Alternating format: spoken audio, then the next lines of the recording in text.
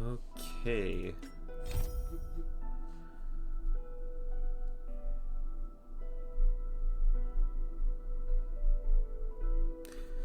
So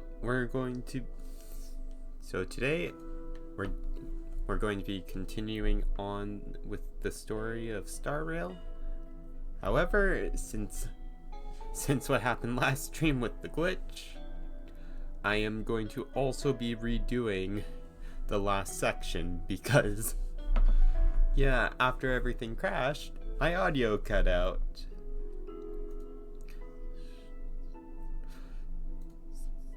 So, let's head over, and plus as well, luckily they added the ability to recap everything.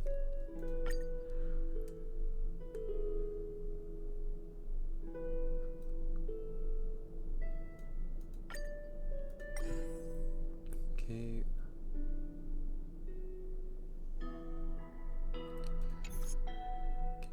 Auto. Okay, I think it is autoplay.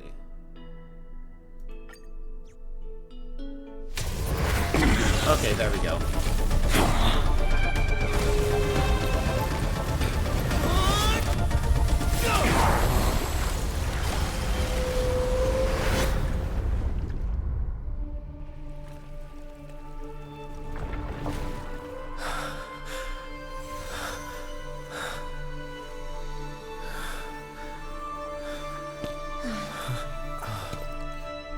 So yeah, right after we beat Lygus. All is futile. In erudition's calculations, the end of the saga is simply a comment awaiting deletion.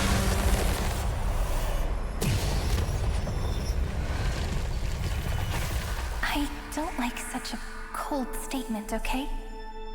If numbers can decide the end of a story, then we can surely also pen a new beginning.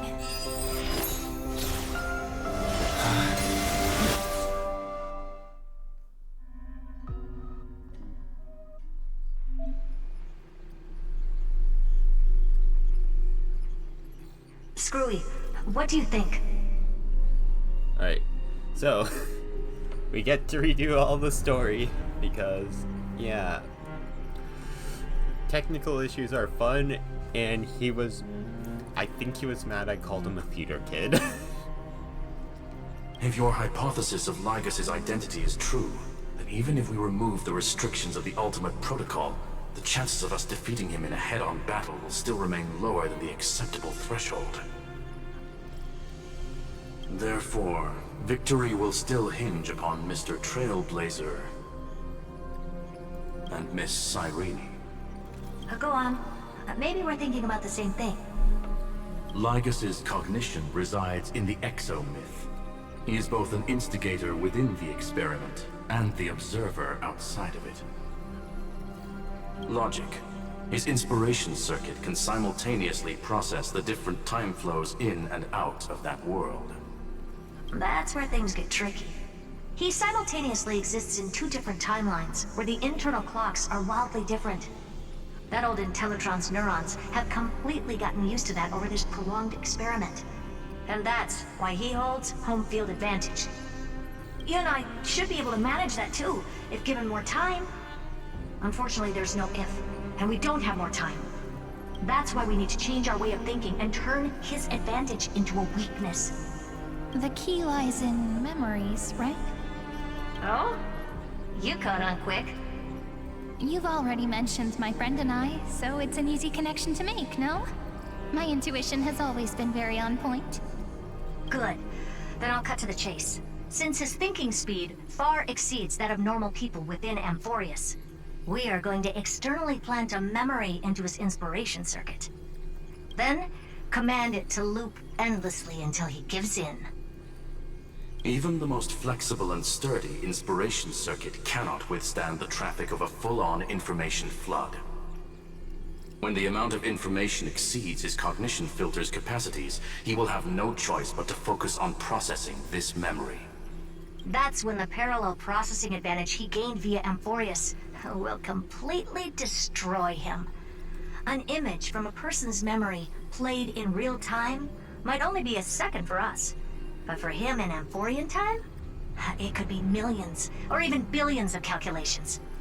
He won't be able to do anything but watch as he's locked into this prison forged by memories. Then we can entrap him in the same kind of cycle as the heroes were in, and get him to experience loneliness and pain in that endless recurrence. It's my greatest honor to be on the same page as the geniuses. That little one is still in that old Intellitron's hands, and won't be able to respond to us anytime soon. But I don't think he'd refuse, so it's up to you to figure out how to execute this plan. I'm not sure how this happened, but I knew it as soon as I saw you. You are currently a mimetic entity of the Remembrance. Yes, I seem to be something you folks beyond the sky call a memo sprite. But that's fine by me. It suits me perfectly.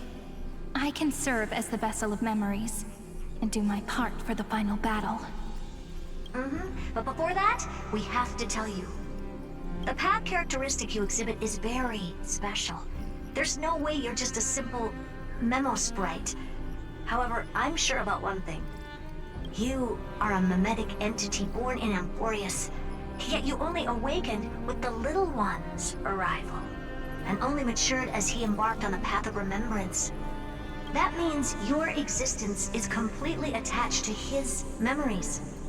If there ever comes a day when he forgets about you for even a few seconds, or loses his last connection with Amphorius, then you must be prepared for the worst.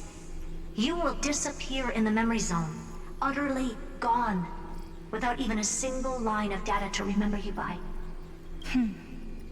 But that's already happened, hasn't it? No wonder I've always had a weird hunch. But that also means I was right in thinking.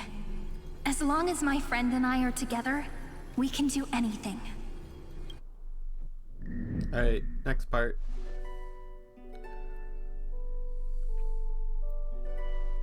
Long time no see, friend. Did you miss me while you were away? So, this is where we crashed. I'm going to keep an eye just in case.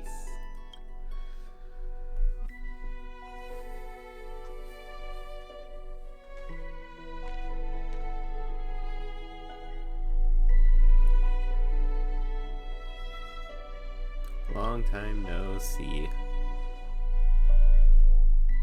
Yep, 1,000 years was such a long time. And everyone in Amphorius was waiting for the Deliverer's return. You probably already knew about the genius's plans for that memory. I had to hide really well in a corner in time so Lygus wouldn't find me, and wait for the right opportunity.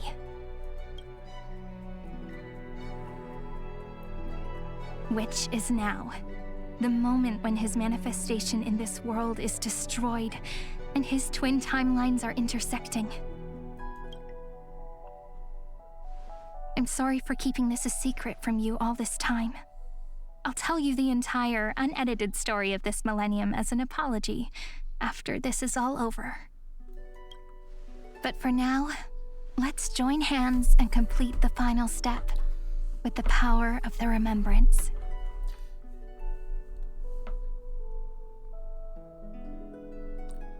Let's defeat Lygus one last time. Yep. By the way, speaking of joining hands...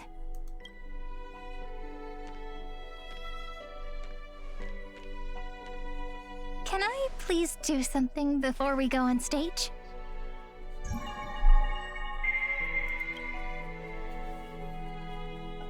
Remember the joke we made back at the Grove? Look! Aren't my hands pretty now? What a fascinating feeling. Like countless memories all swelling up at once. What about you? What did you feel when we touched each other?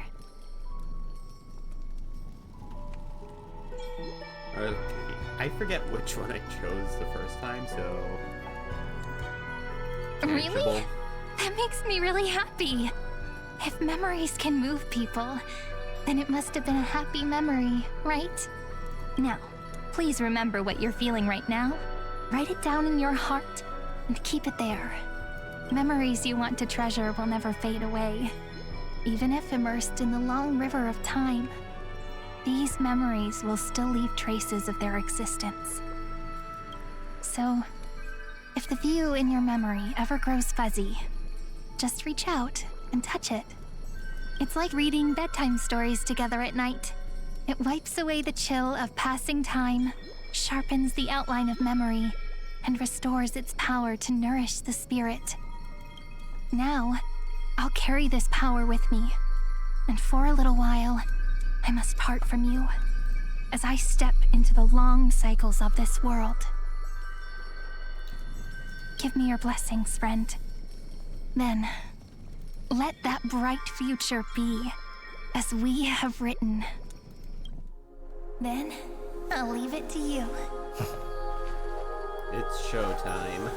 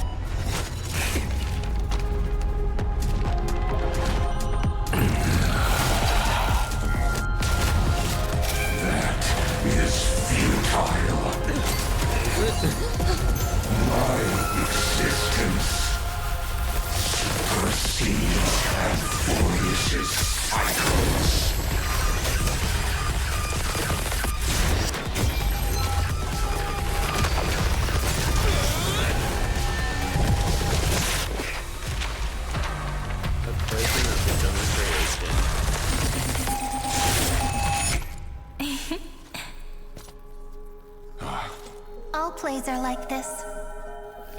Once you're on the stage, it's hard to return to the audience. Welcome to our story. How does it feel? Alright, and this is the point where streaming. So, at least this time, nothing else has glitched, so this time we have finally caught up back to where everything just went sideways.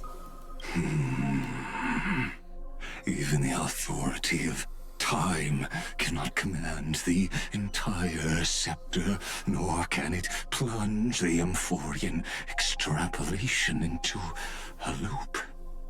If this was no system malfunction, then was I implanted with a mimetic entity of the remembrance? You guessed it right away. As expected from someone people call the first genius. I'm gonna keep doing what I just did if you don't stop, you know? My friend and I won't allow you to leave this memory, no matter what happens. Which means you are now trapped, Lord Xandar. An elegant idea, and an exquisite execution. Regrettably, it is you who are restrained by time, not me. Know that patience is my greatest weapon. Waiting and victory are the same for me. You will crumble before I do in this moment stretched out to an eternity, just like Kazlana will.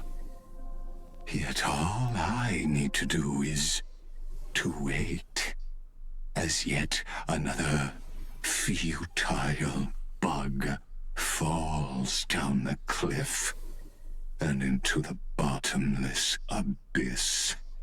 Now I'm a pink bug? My looks are seriously changing all the time. But you're not wrong. We're definitely not gonna solve the problem if we just put you in another prison. So that's why we never wanted to do that in the first place. I shall answer your confusion purely out of my respect for those who came before me. Have you heard of the synesthesia dreamscape in the Asdana system? Interestingly, that place once had a prison too. Life forms living in that environment, abundant with memoria, have a chance to connect their perceptions with each other's. Even across great spatial divides, they're able to detect shifts in one another's states. I call this phenomenon memory zone entanglement. In Asdana, people made use of that phenomenon to build a nation within a dream. After adding in the catalysts of harmony and remembrance, that is. Is that how you walked into my prison cell? Using those same principles?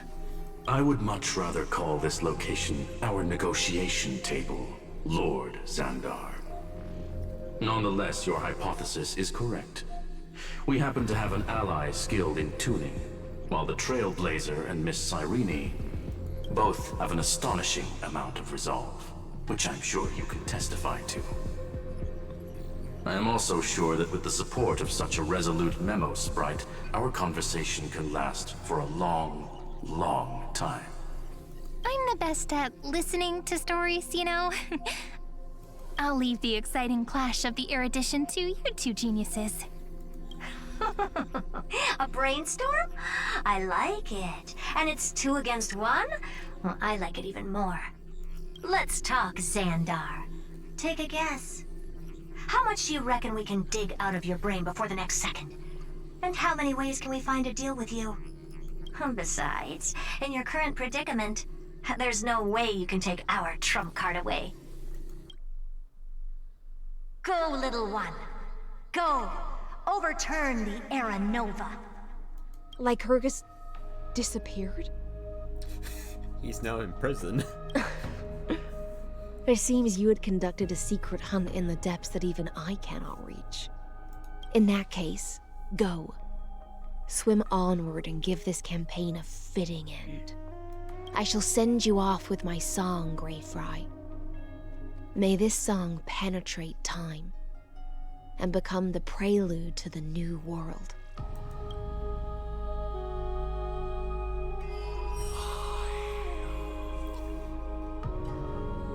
Okay. So this is just after we give the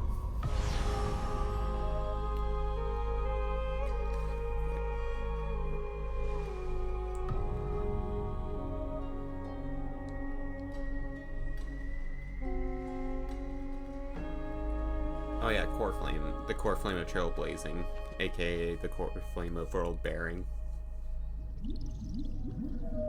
Dux Gladiorum, you have completed your duty. A new dawn is about to rise. Why not swim towards it?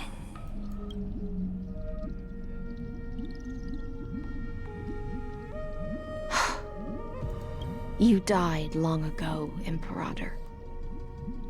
Depart from my mind. But your duty towards the Imperator did not die with me. That duty will bind you no more. You will be able to hold for yourself one grandiose feast after another in the endless days to come. So go. Go and swim towards that ocean beyond the sky with the Deliverer. Is this?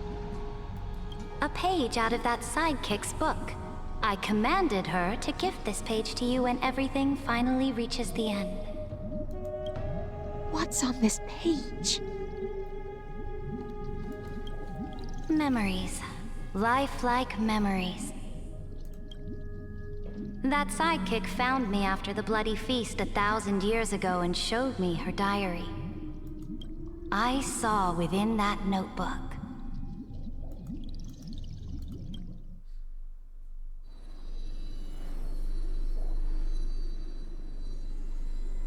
Is this that Deliverer's experience? It's truly immersive. People beyond the sky apparently utilize this power to seal past scenery into crystals they call light cones.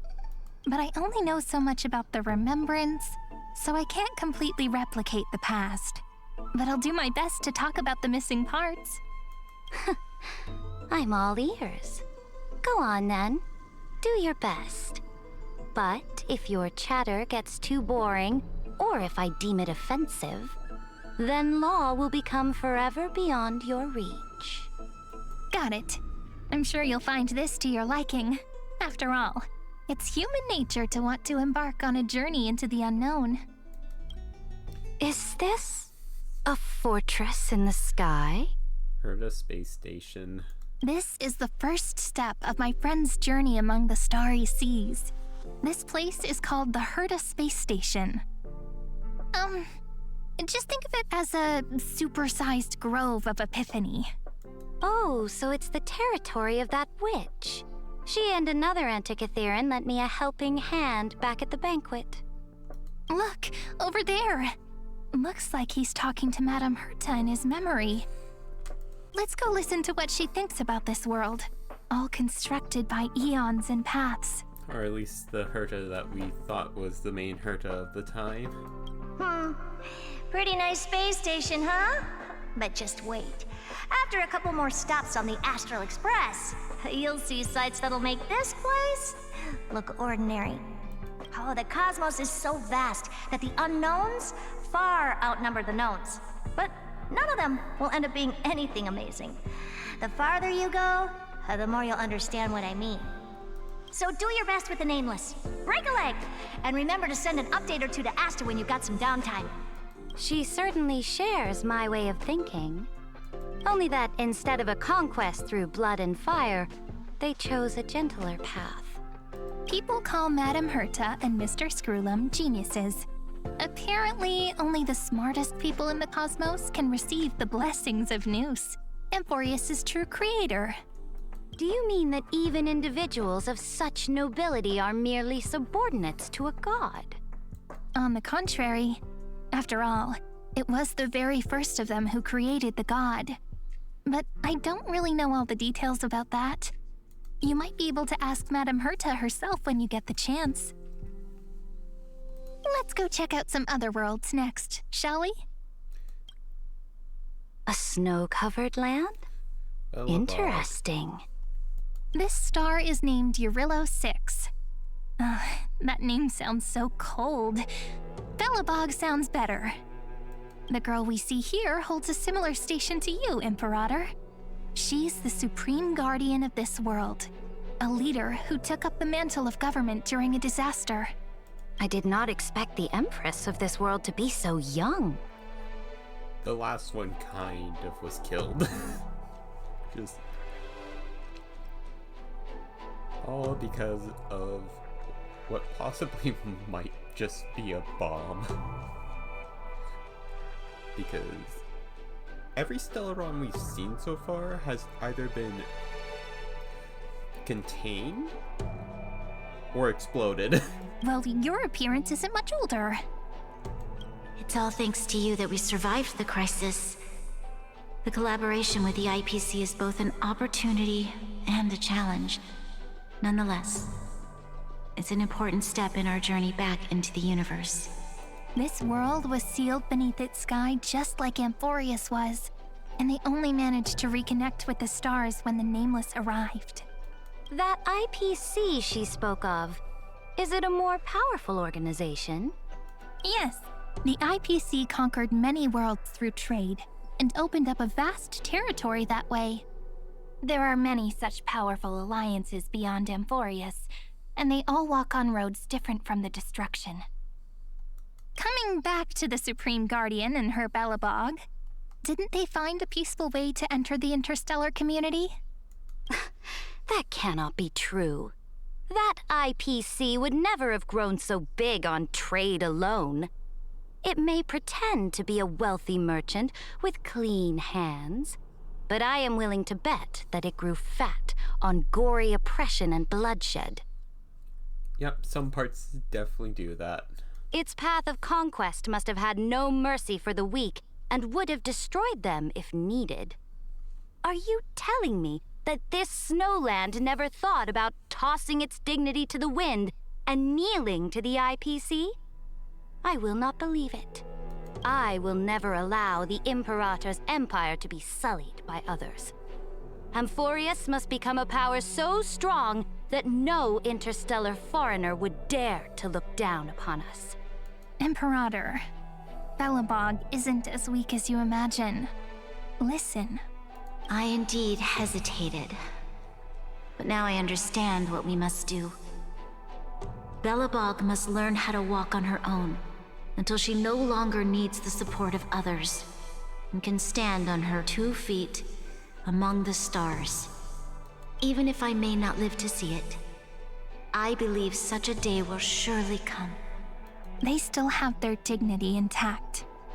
One day, that hope will melt through the ice and help them into a prosperous tomorrow. But the order of the cosmos is already set in stone. The old laws decree that only the strong survive, binding the weak in an unbroken chain, until they wither and turn to dust. Unless they embrace the power of the destruction. Amphorius must shatter the old law and become the new order among the stars. Speaking of the Order, another one of my friend's companions may be able to enlighten you further on that. Let's go to the next page. Such Penacony. opulence does indeed evoke astonishment. This world is called Penacony, an eternal city built upon a land of dreams. It's also my friend's previous stop, where they went through a risky but exciting adventure. Tell me about it then. That man standing afar has wings on his head. I am truly curious. I wish to gaze upon the views of the Reverie Hotel one more time. I'll be just a traveler when I come back here again. And perhaps, through a traveler's eyes, even the things I once knew so well will feel strangely different. Penacony is a land of the harmony, where all dreams and hopes merge and combine. It believes in unrestrained freedom, and that's how it lost itself in shallow delights. Then, this young man before you chose to rewrite its laws, using the power of the Order, hoping to shape a dream-bound paradise of perfect happiness. Yet, the paradise of my dreams remains far away. Perhaps a brief journey with the Nameless can show me more possibilities in my search for paradise. As for what Penacony should look like, it'll be up to her. No. Up to their trailblazing now. It sounds like this ideal kingdom is no more. That's right. The people chose to wake up at the end. You can't see tomorrow when drowning in sweet dreams. This individual's law acknowledged only gods and constructs, leaving no space for humanity. And yet, the fact that he could accept defeat and resume his journey shows a rare self-awareness and clarity of mind. You are also very self-aware, Imperator. Then you must know that the world promised by the destruction also has no place for humanity. I am indeed very aware of Lycurgus's honeyed words of deceit. I have seen enough. Take me back. This absolute wonder. One last stop. The outside of Amphorius. Isn't it pretty? That's our Amphorius. Our world flows and meanders in this endless band of light. Though we were born from the designs of the gods and are not yet truly alive, the Chrysos heirs of Amphorius still chose to stand against fate and carved a legend no different from that of humankind. Will you really renounce the heroes in this world's previous 30 million cycles, Imperator? Including even yourself. Will you bow to brutal destiny and allow that puppet master named the destruction to have their wish? I know what you want to do, sidekick. You want to use that deliverer's memories to influence me and tilt the scales of law toward him and the two geniuses. You really saw right through me, Imperator.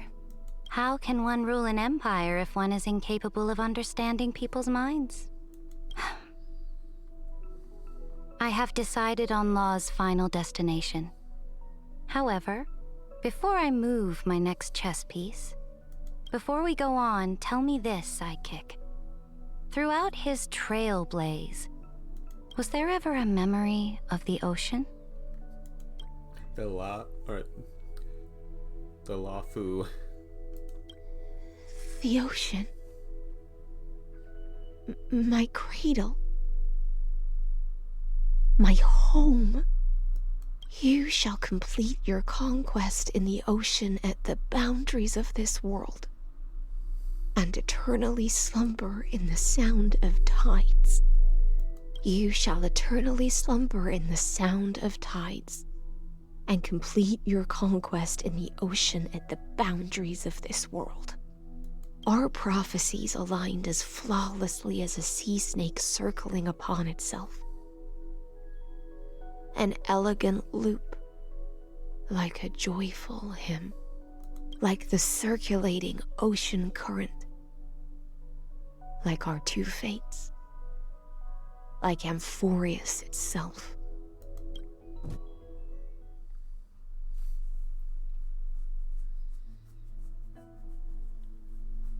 The trial is over.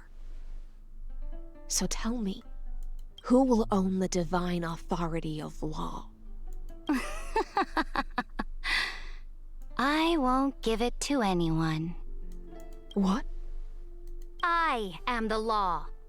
Why should I give my imperial crown to any other? Both the Deliverer and the Theoros came from beyond the sky. They have no right to interfere with the lands I conquered with my own two hands. The law of Amphorius shall be determined by Amphorius's master. What exactly did you see in the trial? Everything. I saw everything regarding the rules of this world's operation. I saw the laws of extrapolation that Theoros spoke of. I saw the ultimate protocol. As long as I offer a sacrifice of equal weight, I can rewrite the laws of this world according to my will. I can turn good into evil, ugliness into beauty, and weakness into strength. Fate gave me a very fair deal.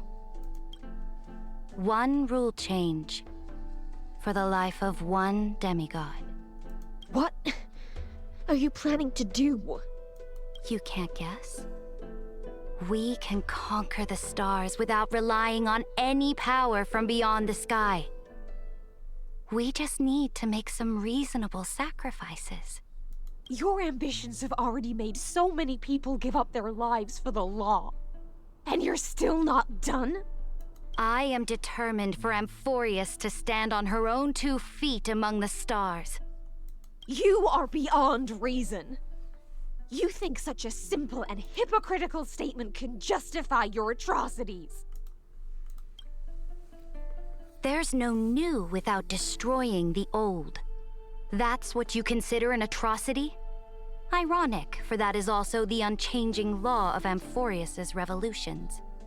Ever since the Flame Chase prophecy resounded in the distance, fate has decreed for the Chrysos heirs to ignite our blood and illuminate this dark age.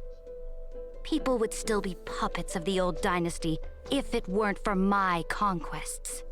But your world doesn't seem to be any different from your predecessors. Bloodshed, tyranny, oppression. You're making the same mistakes they did. Go and see everything for yourself. Go to any library I've built. Go listen to the rumors on every street corner. Go and witness how the Imperator crushed the old laws and forged new ones. Go and see what my conquests brought to this world. I cleansed the Chrysos War's filth and mended all the conflicts left by the Arabellica. I restored Akima's might and allowed mortals and Chrysos heirs to face each other as equals in the Council. I punished all sins and rewarded all achievements. I smashed Talantin's shackles, united humankind to save themselves, and started the Flame Chase era. That's what the Imperator has done in her glorious life. So now, hearken to my final words. History will eventually forget Ceridra. But it will never forget the Imperator's people or the Flame Chase era she began. Final words?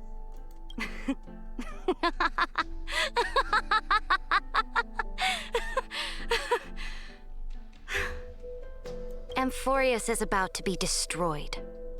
There's no time left for pointless debates. There is only one law I want to overturn to aid the final battle of deliverance. So I will only offer the life of one demigod. In the name of the Imperator, I command you one last time, Electra. Either sacrifice yourself for conquest, or pierce this tyrant's chest with your sword. Thus, the Imperator concluded her final speech. At the end of her life, at the last moment before she stepped onto the altar, she gave her most loyal subject the choice to decide fate, just as she promised her compatriots before her very first campaign. My blood flows in you now. Heroic compatriots, follow me, and we'll seize fate's reins! The Imperator fell. Some say that the Dux Gladiorum turned traitor and killed her liege. Some say that she imprisoned the tyrant in a shallow pond of water, then left. Which meant the Imperator had to kill herself to rewrite the law. There are countless stories about her death.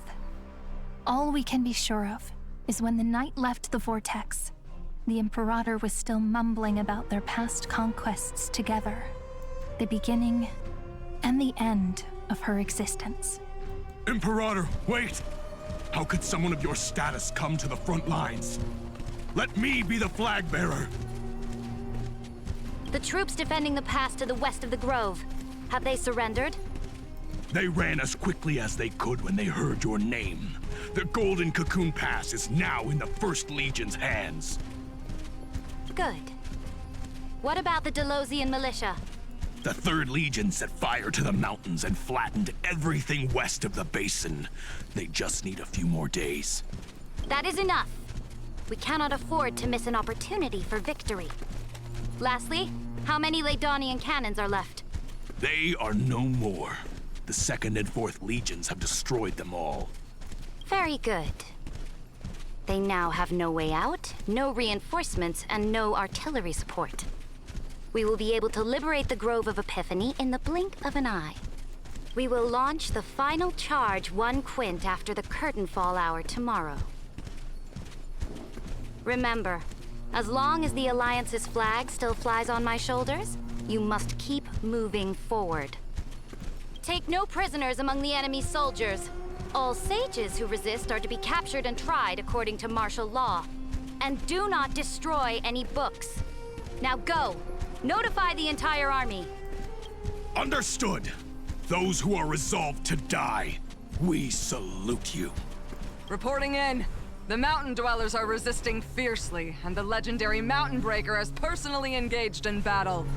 Their formations are nigh impenetrable. Then cease our frontal assault. Send scouts to all legions and tell them to retreat into the Tritos Plains before the parting hour. What? Are you planning to surrender? It's a strategic change of plans. The seismic walking dragon is enough for that battlefield. Walking dragon? You mean that stupid beast, Terravox? What can they even do? Yet, Terravox is a demigod of pretty much the demigod of Earth. Stupid? No. They are the wisest of all of Georios' creations. Only they can perceive the currents of time. Let them deal with their earthly brethren. We will advance and take the lead in defeating what remains of our enemy. I will deliver the most fiery retribution for the humiliation they dealt us, and crown myself with a god-slaying wreath. Understood. I'll see to it. Those who are resolved to die, we salute you. The Temple of the Three Fates sent a letter, Imperator. They refused to surrender and said this letter is their last warning to us. Tell the commanding officers not to launch any attacks unless they receive the Imperator's handwritten approval. Disobedience will be punished by death. What are you doing? The priests of the Three Fates aren't soldiers, but politicians. Do not mistakenly believe they don't have a plan.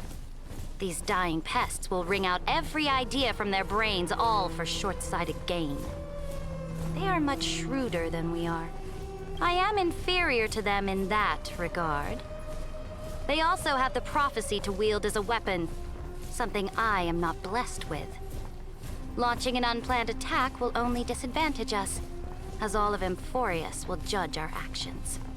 Which means I will be heading to the battlefield myself, just as I have always done. This time, however, I will go alone.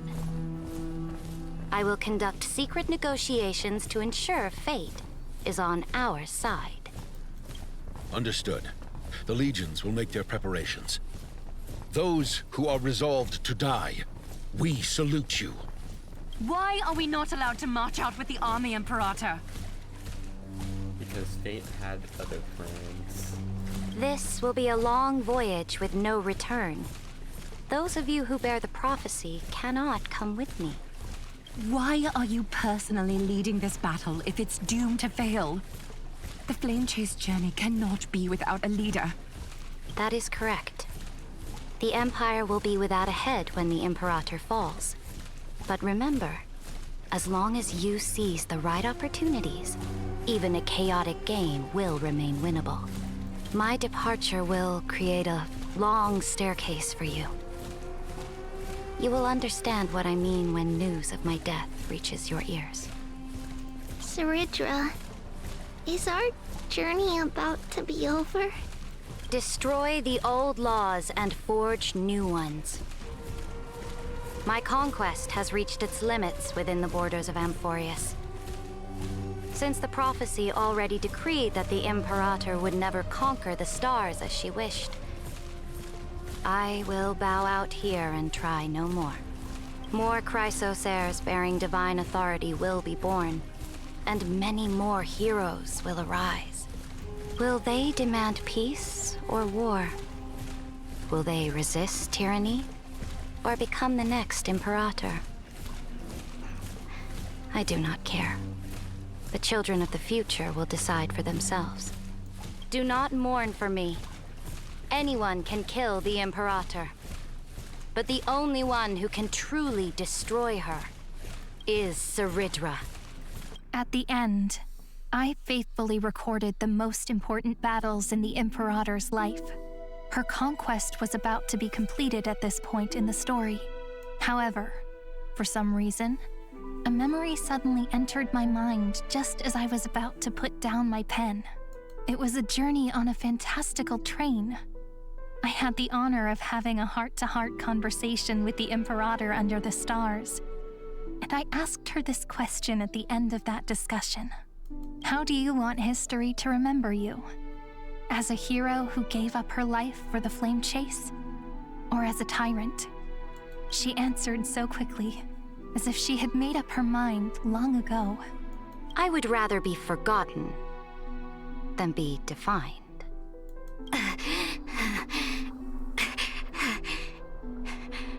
Because the law can be neither eternal nor unchallenged. And only humanity can pen laws into history's pages. Now, I have shattered the greatest law of Amphorius. The game is nearing its end. The final pieces have now been placed. Dux Gladiorum. Even though You killed the Imperator in the previous 30 million cycles. This time, you finally found your own law. Then, High Sealants, Electra.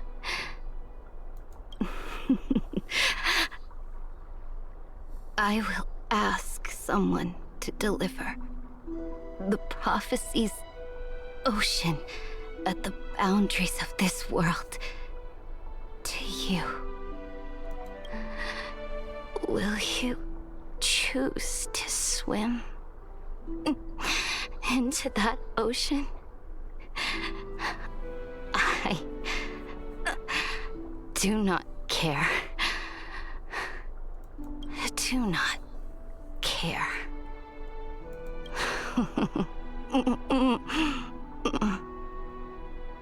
The Imperator muttered about her conquests, and news of her death spread in the city. Freedom! Liberty! The tyrant is dead! Go! Shout this news in the streets! My people, my fellow elders, do not panic. Stand your ground. That usurper has paid for her ambition with her life. People once cheered for my ascension. And now they cheer for my fall. No matter. I am fond of applause.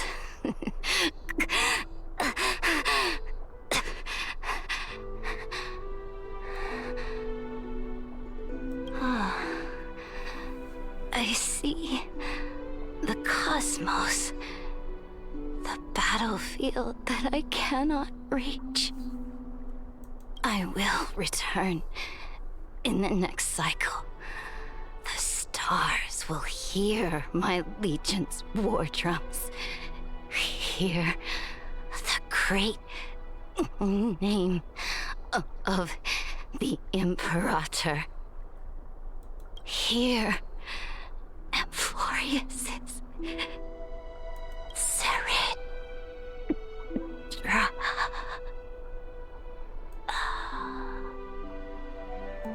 To this day, we do not know which rule the Imperator overwrote at the cost of her life. Perhaps the truth will only be revealed at the moment of checkmate, just like every chess game she ever played. We only know her death inflamed Akama. On one side of the city, those who defended liberty toppled her statues to the ground. On the other side, her supporters put themselves between the masses and her monuments, declaring loudly that the Sovereign is still among the people. It is said that golden blood congealed into the same letters everywhere they fought. It was the name borne by Akama's first and final sovereign, the Imperator Saridra. But the one who bore that name did not see any of this. Her gaze was cast far away, and the sound of tides in her ears drowned out the people's cries. What was the Imperator thinking about in that prophesized ocean at the boundaries of this world? In that shallow puddle of stagnant water? Was she reminiscing about her past conquests? Or repenting for the millions killed for the flame chase? It was neither. The Imperator only saw how the surface of the water gleamed like that crude chessboard, dissected by light and shadow in the afternoon when her teacher played against her for the first time. Look at this chessboard. What do the pieces look like?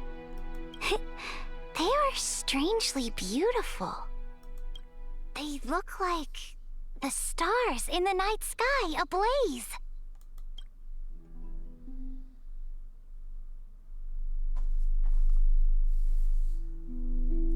From that page emerged an ocean. The Lafu.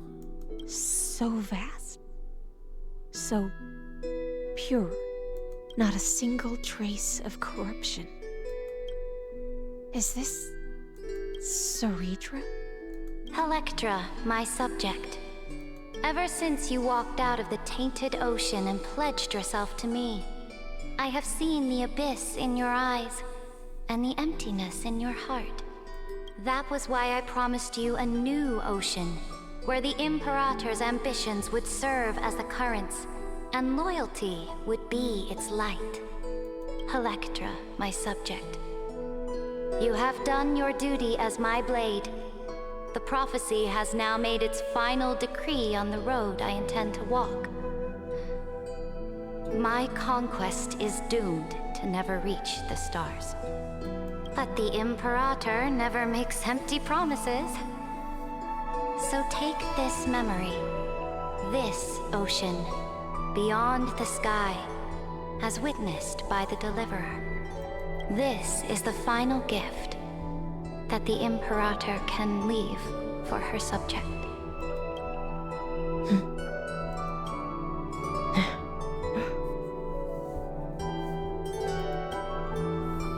When I was still a fish in the ocean, I always felt so genuine swimming through the waters.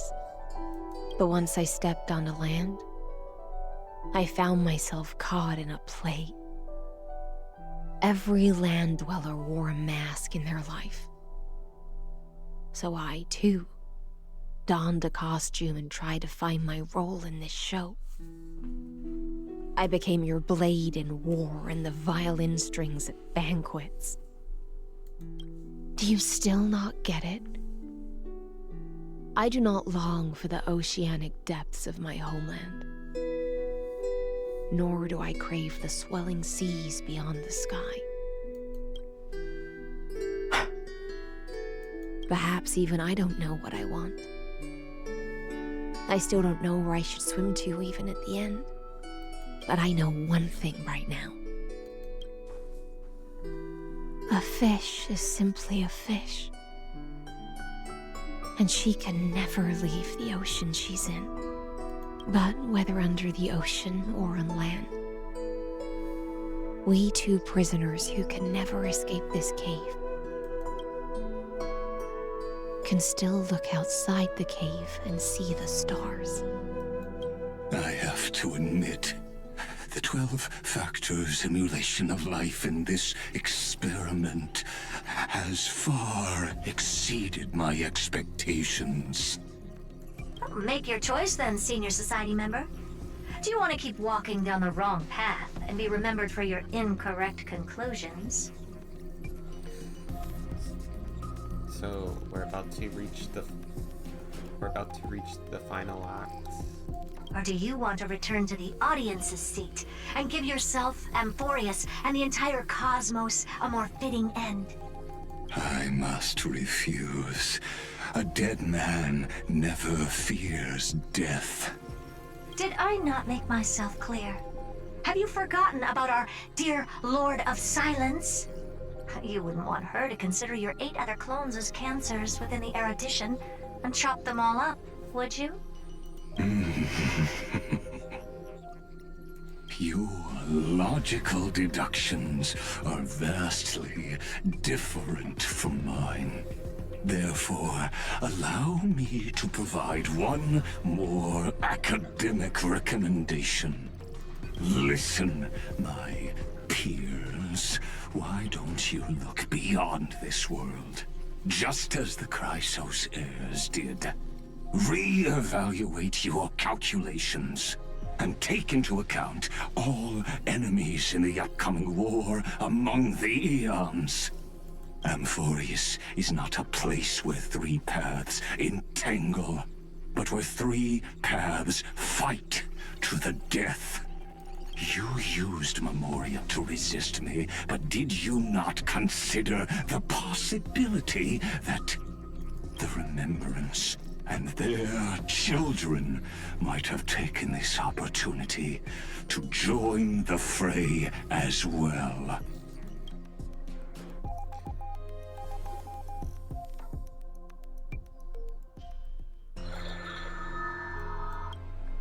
Oh, so this this isn't just silence. It's the answer. What was the last thing he said to you before you parted the waters at the Scale Gorge waterscape? A tricky question, but one with a simple answer.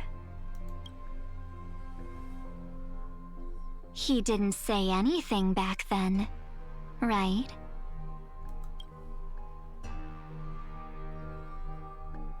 That's correct. And now I'm sure.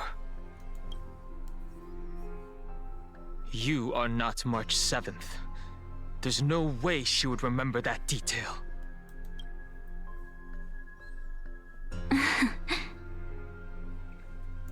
I'll only warn you once. Leave her body now. How impulsive.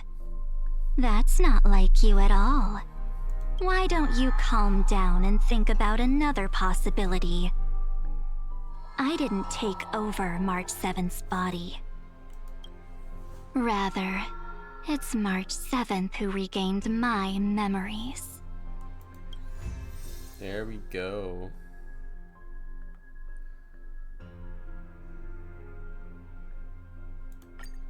Exit review.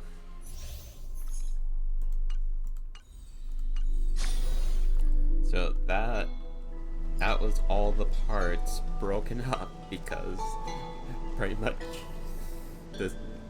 much something had to fit, and pretty much the stream fully crashed for the second half. So now it is time. New mission. Go. Recap. In ID's Elysiae, I crossed paths with Cyrene and reconnected with Skrulim and Herta. They revealed that the world-bearing core flame must be secured in the world's next cycle, but Lygus would stand in our way. Only with the power of the law could we hope to oppose him. We returned to the era of the first Flame Chase journey, where we met the Flame Chase heroes of old, including the monarch Seridra, the Chrysos heir of law, and Hycelid, the Chrysos heir of the ocean, who served her. To ignite law, we needed to overcome Fagusa, who had sealed the vortex. However, we discovered at the rallying feast before the battle that Lygus had already forged a pact with the reigning Seridra. During our clash, I was cast out of this world, and Seridra broke her alliance with Lygus. Guided by Herta's hints, I obtained the Garden of Recollection's aid and left Lygus's cage. Within the path space, a mysterious guest bearing the likeness of March 7th, Evernight, appeared with the world-bearing core flame and sent me back to Amphorius. While I was away, 1,000 years had passed in Amphorius.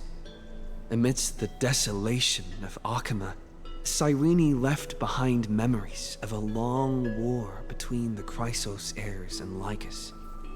Their sacrifices laid the groundwork for my return, and with it, the Era Nova. In the illusions of Styxia, the tales of Hycelid and the first Flame Chase journey were unveiled to me. Hycelid, who had been waiting in the ocean's depths, led me to the vortex. There, Lygus emerged, revealing his true identity. Genius Society Number 1, Xandar. Hycelid and I couldn't stand against Xandar alone. But the geniuses and Cyrene acted just in time, wielding the power of the remembrance to drive him back. I successfully reversed the course of the Era Nova, delaying the birth of Iron Tomb. However, another force now seems to be stirring. Alright, what It's let still us early. go. Where to now? So, let's reunite.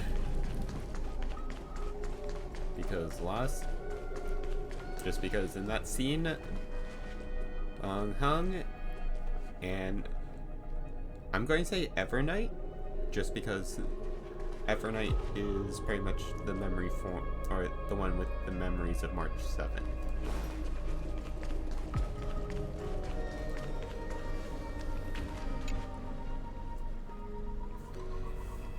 Not long ago.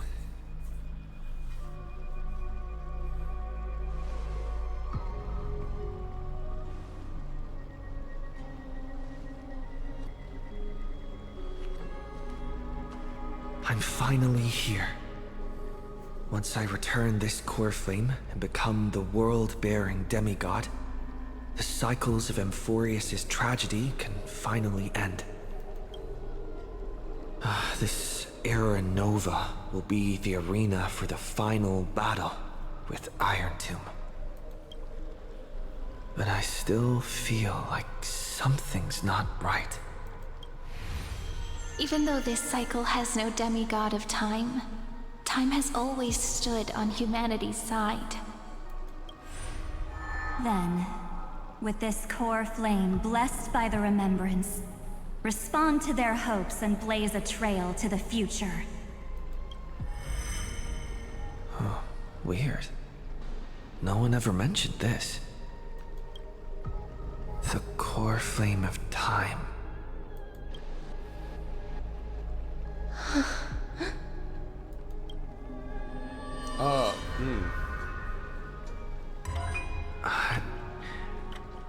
When did it get returned? You used Memoria to resist me. But did you not consider the possibility that the Remembrance and their children might have taken this opportunity to join the fray as well? Are you saying the Garden of Recollection is also getting involved in this unsavory mess? Then I welcome them. If the Memo Keepers can disrupt your little experiment of destruction, I'll give them a standing ovation. But you know deep down that they can't. In fact, the Memo Snatchers will be more of a hindrance to you. The Memo Keepers covet Amphorius' secrets, just as they covet the knowledge of every genius. In the war between the eons, the Remembrance is never the Erudition's ally. But they are certainly not an ally of the destruction either. Right now, following behind the Trailblaze, numerous cosmic powers have cast their sights on Amphorius. They all have vastly different philosophies, but the desire to survive will unite them against a common enemy. How can you be certain that these powers don't have their own end goals, waiting to seize an advantage in the war among the eons? The war has long begun, Screw'em. 4 paths will push the cosmos to its end, and the destruction is only one of them. Polka saw these ripples, but had no way of stopping them. So she founded Device 9. Dr. Primitive also took action, but he chose the wrong allies. And now only wild animals keep him company. As for the 2 inorganic emperors... Okay, so Niobe was also made by a genius. They could have ascended to the throne of destruction, but they were thwarted by the Eon's plots and became prisoners of the Erudition instead. What's interesting is, while the second Emperor had a body made of flesh and blood, he considered himself an inorganic being. Guess who was the one who influenced his thinking. We have no interest in chatting about the past with you. Logic, you are stalling, which means you feel trapped. Trapped. Yes, looking back, when Xandar was a human, he often felt trapped. But patience became my strongest weapon because of this. I've always waited for so long. What's a bit more waiting? You don't want to test the resolve of a dead man who's crossed thousands of amber eras. Oh, you're right. We won't get anywhere the way things are going right now. Every member of the society has their own way of thinking, and we were never going to expand your thinking through words. Since we've reached an impasse in this debate... It's my turn now, isn't it? Anaxa. Huh? Anaxagoras. Ah, I see. Exactly. The benefit of dealing with intelligent individuals is that there's no need to waste words. The answer is exactly as you think. Lupai Sealand's in. Let her join the final act. I'll transmute myself into a Philosopher's Stone and embed myself into the formula. And when the time comes, she needs to shatter me and scatter that stone's ashes into the ocean within the vortex. So what exactly does your formula do? Now that would spoil the climax, wouldn't it? I have 10,000 ways to torture an anti-Catheran. And in the flame chase journey that he experienced, the previous me already discovered the optimal solution. Just as that Titan made themselves at home in my brain, I can also fuse myself with your avatar through alchemy. I didn't know until I tried it, but this is simply brilliant. I can flip through a genius's databank like reading a book. Then, I will step onto the stage at the perfect moment and use the truth to end this long debate. And just as always, I'll leave the audience speechless. You waited in the data stream for hundreds of years? All the demigods have... All of them know they have been in cycles. They're done waiting. This universe is worth all that time that I invested. How absurd.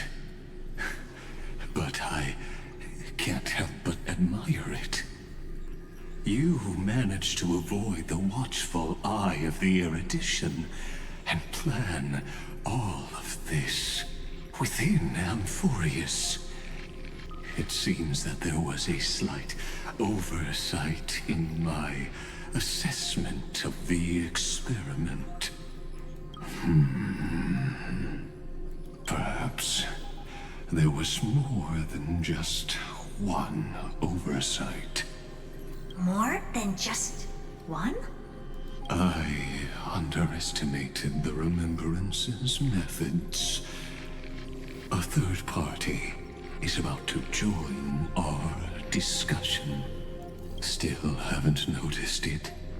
In the past few moments, we've all forgotten something, haven't we? Wait. Okay. Where is Cyrene? Miss Cyrene disappeared. I thought no one would notice me if I just waited at a corner of the memory zone. But I see that wasn't enough to fool you, my dear.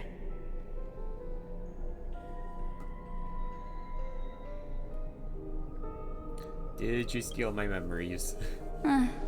Looks like you're no longer that surprised to see me. Even though I am an uninvited guest. I wouldn't do that. forever. Only you can see me right now. I only exist in your cognition. So that way, other people can't interrupt us.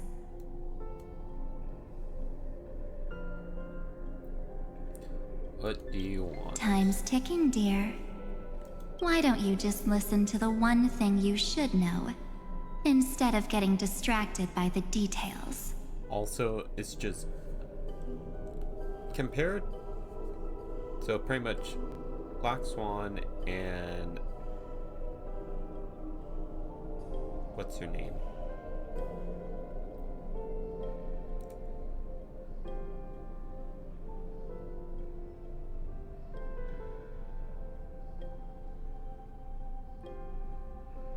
I'm forgetting her name.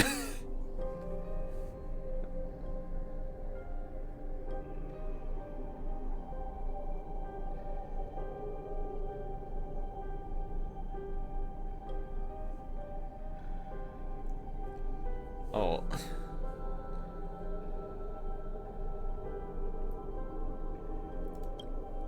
Your friend March 7th is no more.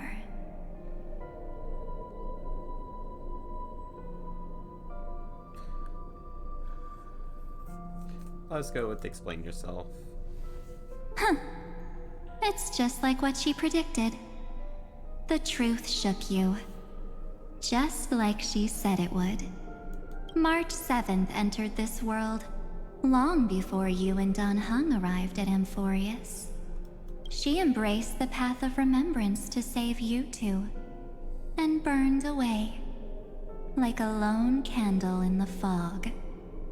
And I am the shadow cast by her candlelight. I've been hiding within the cracks of time all these years. It isn't easy to deceive a genius, but I can do it. I'll now answer your other question about who returned the core flame of time in this cycle. The answer is simple. No one ever did.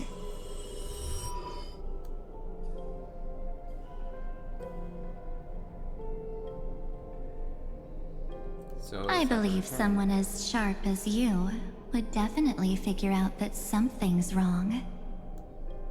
When the Era Nova fails to proceed, you will remember our initial meeting, and I'll be able to open the way for the remembrance and reach this place. Thank you for carrying this core flame all the way to the end of the world. I expected nothing less from March 7th's trusted friend. And now, I shall claim the divine authority of time.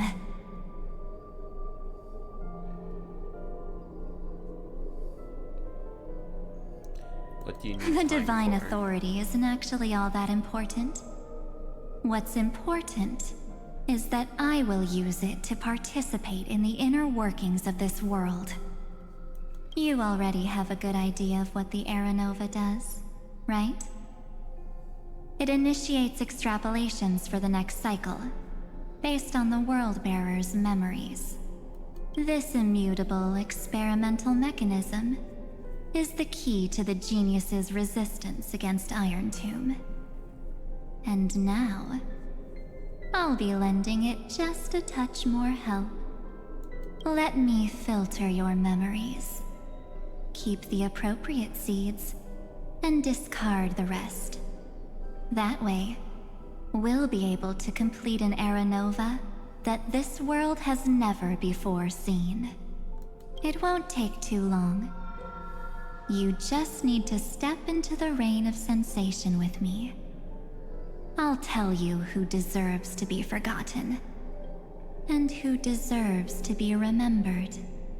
With your memories as the base material, I will recreate the cause and effect of this world, and let a flawless Amphorius be born from the chaos. Isn't the fate of the entire cosmos hinged upon this fight? Then this is the best way to ensure everything works out. It will most certainly defeat the destruction, while composing an unforgettable chapter for the Trailblaze.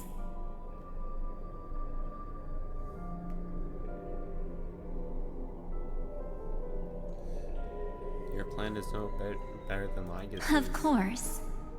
You've got to be at the same level as a genius if you want to contend with them. Besides, that's what March 7th wanted.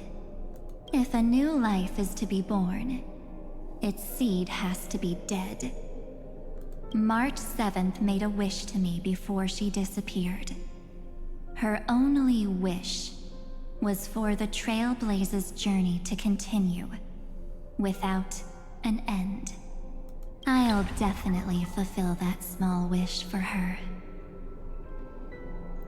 You're twisting her Ren, wish. what's going on? Your consciousness suddenly went so far away. I promise you that the Astral Express crew will definitely see each other again in that new world. So come, dear. Sink into the sea of oblivion and become my guest. Alright, it's so confused. Acheron, okay. So, okay. The question is she a part of Remembrance or a part of Nihility? Because she's made from pretty much... Her powers are linked to the Remembrance, just like Black Swan. However, she looks like Acheron's ultimate. Just especially with the red flowers and diluted colors. So much time. Just the two of us. And guess what? You cannot refuse my invitation. Because this Memoria Tide comes from your companion, March 7th. It's her deepest and innermost memory.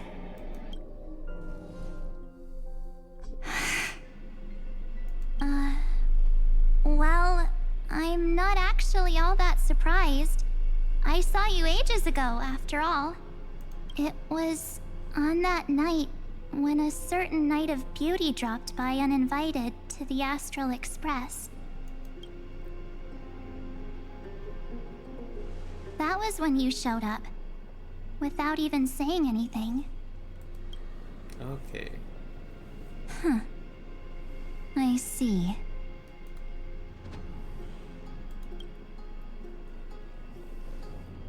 Then, do you still remember how long it has been since you entered Amphorius?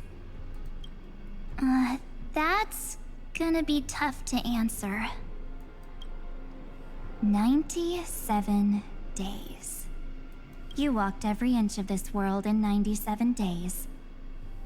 But unfortunately, no one was able to see you. And you weren't able to interact with anyone. Like how the Memo Keepers renounce their flesh and turn into mimetic entities. You are now a ghost. A being. Unperceived by all. But I can't just do nothing. This world is super terrifying. He and Don Hung have already set off. The Astral Express could appear on the horizon any second now.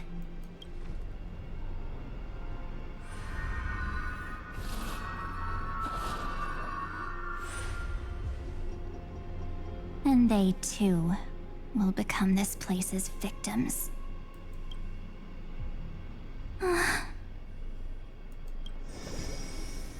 For ages, I've watched people walk through that door. They couldn't see or hear my calls. The voices beyond always promised safety, but I've never seen anyone return safely. They are all humans who got lured into this place. But these people's memories were tampered with. That's not what happened with the Express crew. That's so cruel. Did the Memo Snatchers do that? I don't know. I only possess your memories. None of these people managed to break through the sky's seal. There's probably a dangerous reason as to why Amphorius had remained undiscovered for so long. Anyway, back to our initial topic. You gotta know something, right? We practically look like twins. Maybe you know a thing or two about my past? Or any hidden powers I might have? Please, tell me what I need to do to protect them. Have you ever wondered what the word cost means before jumping into action? Cost? Shouldn't I be the one asking you that? Oh. You always hid in my memories. Never wanted to come out. The only times you showed yourself were when I got into serious trouble. That's because you also don't want to get discovered by the garden's observers. Am I wrong?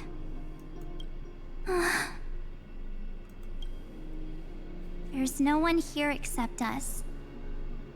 If you help me, then I'll help you.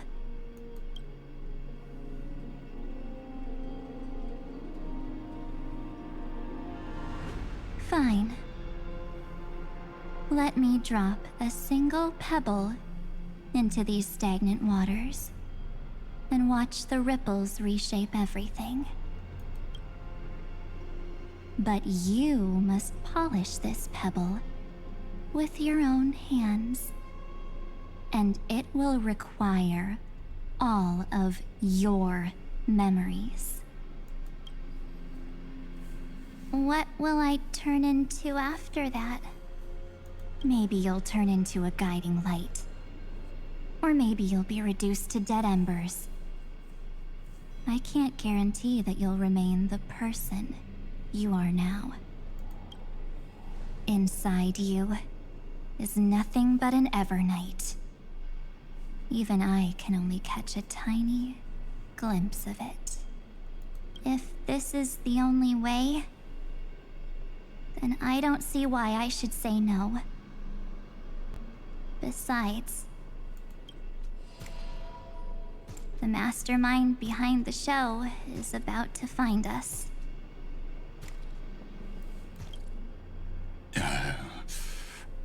Apologies, lost young lady, but I simply cannot allow you to keep acting as you please. So, he can't see you, huh? As expected. Or maybe he's seen through our true essence. The Garden of Recollection's methods are puny party tricks. But you... how did you overcome the ultimate protocol? Looks like we don't have time to keep talking this out. That's right. Some opportunities will never come again. Then, let's do it. Offer up all of my memories. Cast down this pebble, and let everything in this world be swallowed by the torrents of oblivion.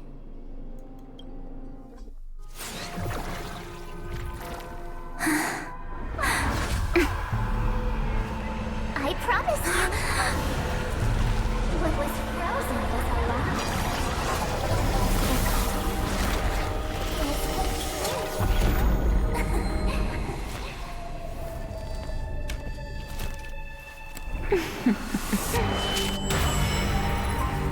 Now, let's bring the true Evernight to this world.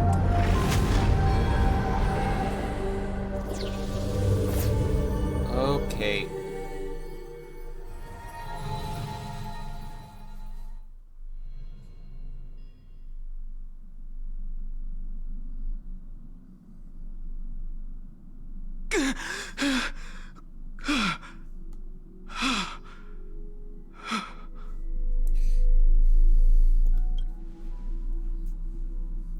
Is this the parlor car? Am I back already? But why don't I remember anything about my journey back? Something doesn't feel right. Think back to when he and I separated. It will take time to uncover the reason. Before then, if one of the Nameless is willing to stay and witness the fate of this world, or to push it along when necessary, it would be of great assistance. This is goodbye then, Lord Donhong. Thank you, Guard. I hope that all of you will be able to overcome this disaster. But I can't remember anything after that, no matter how hard I think. Where's Sunday? Did he not come back with you? He stayed with Madame Herta. They wanted to try using his tuning to help support the genius's thought hacking. Is that Himiko's voice? And Mr. Yang? Oh my. That was Herta's suggestion? It's hard to imagine she'd borrow the power of the harmony. No, it was Sunday's suggestion. Herta initially refused. But she changed her mind after Xandar's identity was revealed. And we still can't get in contact with the Xianzhou Lafu? I'm still trying, but this place is outside the interastral peace communications coverage zone, so there's a limit to what we can do. What about Aventurine's chip, the mini-transmitter? Surely it can get through to the IPC's lines. Himiko, are you alright? I've never seen you this anxious before. So, I mean, someone is in an ice cube, and two companions are on an unknown planet never explored before, and have no way of communicating with them. I have a feeling it makes sense why she's panicking. I'm all right. I'm probably just tired. Let's focus our energy on the kids. Now's not the time for distractions. Right. Unfortunately, I left that chip in the dreamscape when we departed Penacony. Am I dreaming? The parlor car feels so strange. Are the voices coming from the passenger cabin? Yes. Nope.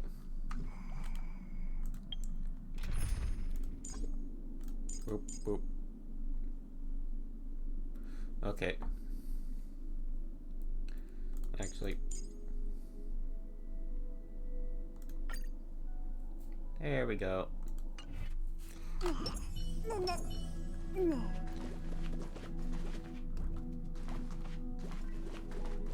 Those two passengers have to return safely. Don't worry, Pom Pom. They're both experienced Nameless. They'll be just fine. Are we? Oh. Also, how are you doing? Oh yeah, that's still both. I'm right here. But where did all of you go?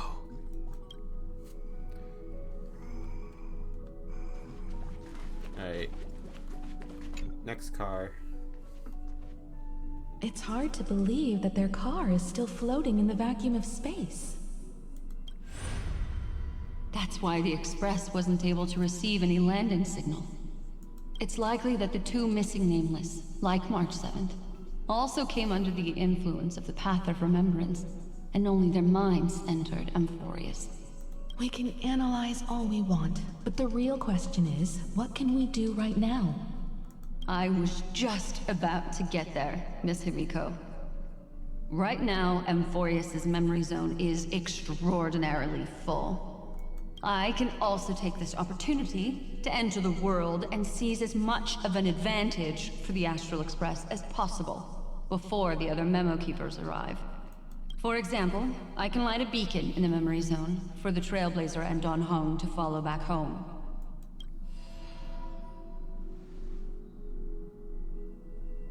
March's room.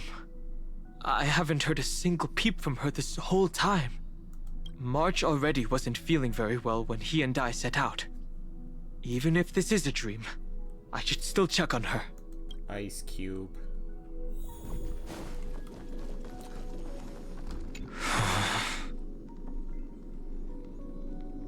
March, it's me. No answer. Well, there's no other choice. Sorry, March.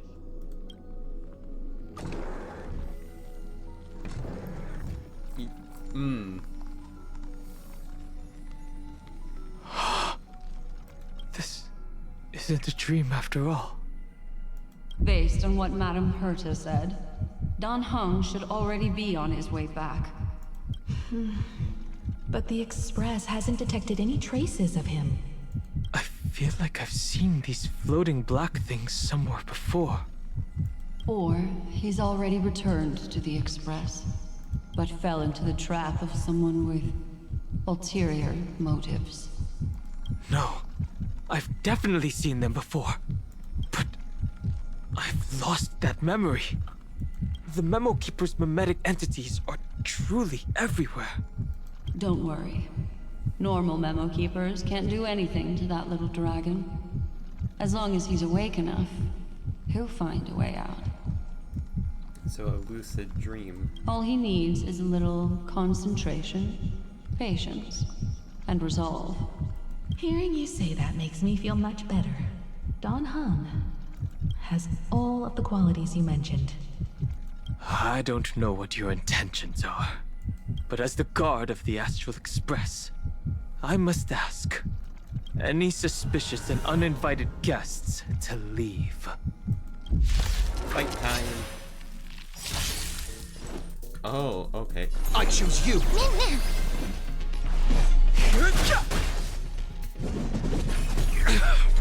The truth of life and death, revealed in this sanctuary, is but a vision. Break!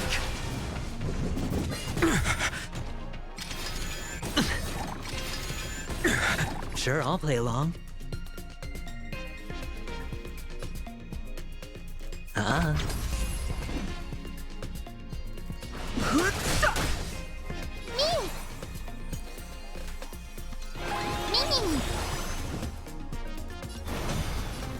Future will come! Oh wait, that breaks. Alright, and super. Oh. Or no. Trust me. Ultimate. We can do anything! Too late to repent.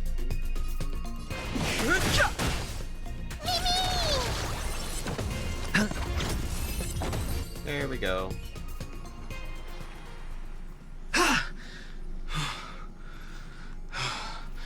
Is the trap now taken care of?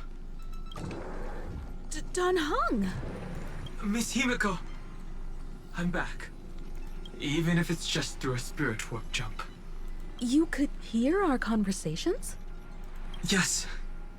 It was thanks to your voices that I could pierce through the memorial barrier.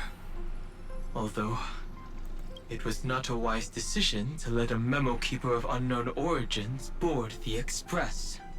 Can't argue with that. Miss Black Swan has been on the crew's side ever since things started going wrong in Amphorius. We can trust her. So many baffling things kept happening one after another. I don't even know where to begin. I wish I could have returned with better news. Don't blame yourself. You're all safe and sound, and that's good enough for me. Are he and March 7th really safe and sound? As a matter of fact, while you were on your way back, Amphorius's circumstances changed once again. And these circumstances have something to do with the two you just mentioned. Okay. Are you saying that he has been kidnapped by an unidentified Remembrance Path Strider? So you're saying that person's appearance is identical to March 7th? It's too early to say that, as I haven't seen her with my own eyes. I've only detected a similar aura in the memory zone. We have no way of knowing what March 7th has experienced. But I can assure you, if we sink too far into the Memoria tide of that Miss March, what will happen? Everyone here will be torn to pieces. Please, trust me on this. But I also trust in our trailblazing companions. I know this isn't what March would want. No matter what secrets are buried within, we'll do whatever we can to find that March 7th and bring back him and the March we all know. I mostly understand what we've learned about the erudition and the destruction. But what roles do the Remembrance's intruders play in Amphorius? I made some new discoveries relating to that with Madame Herta's help. As part of the deal, do you mind if I share them with you? All right then. Fourth mirror. Oh, it's finally my turn to shine! Oh, this feels like such a grand occasion! It's really been too long since I last appeared. This friend here is Madame Herta's very capable assistant. They were the ones who helped you complete the spirit warp jump. Additionally, it was thanks to them that I was able to learn the secrets of that group of extremist memo keepers. I appreciate the praise, but I didn't have to lift a finger. I mean, mirror. You did this through a mirror?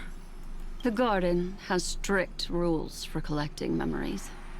But not all memo keepers are as proper as I am. Herta Space Station often has uninvited guests, and they never seem to know their limits. That group of memo snatchers has been taken care of, and they are now trapped in the fourth mirror. How many of them are there? I can't quite remember. I didn't really count carefully either. Maybe around 42? There's still room for more. Okay, that's a good reference. I carefully dissected the memories of these colleagues of mine. Individually, their goals are not worth mentioning. But when you piece them all together, you come to a conclusion that can't be ignored. The Garden of Recollection is secretly salvaging the memories of a path disappearing. Wait. In other words, their goal is to gain the memories of a god's death.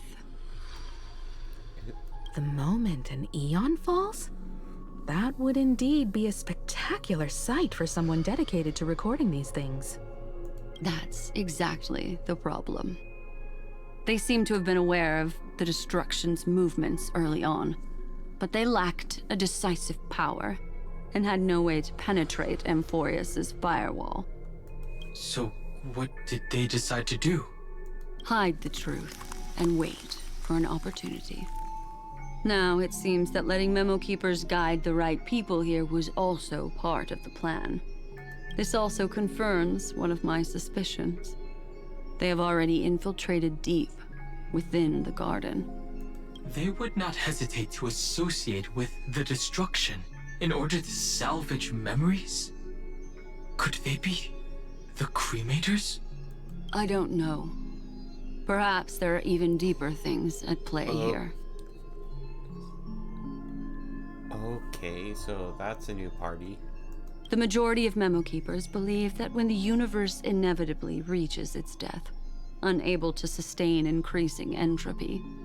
Fu Li will use the memories of everything to reforge the cosmos. Amphorius, as a scepter, can be viewed as a mini-universe. This is why memo snatchers have been frequenting the Herta space station. Without a doubt, these extremists wish to record the cause and effect of Iron Tomb's destruction of the erudition. They may want to use it to simulate the end of the universe, or to probe into the unfathomable will of the eons.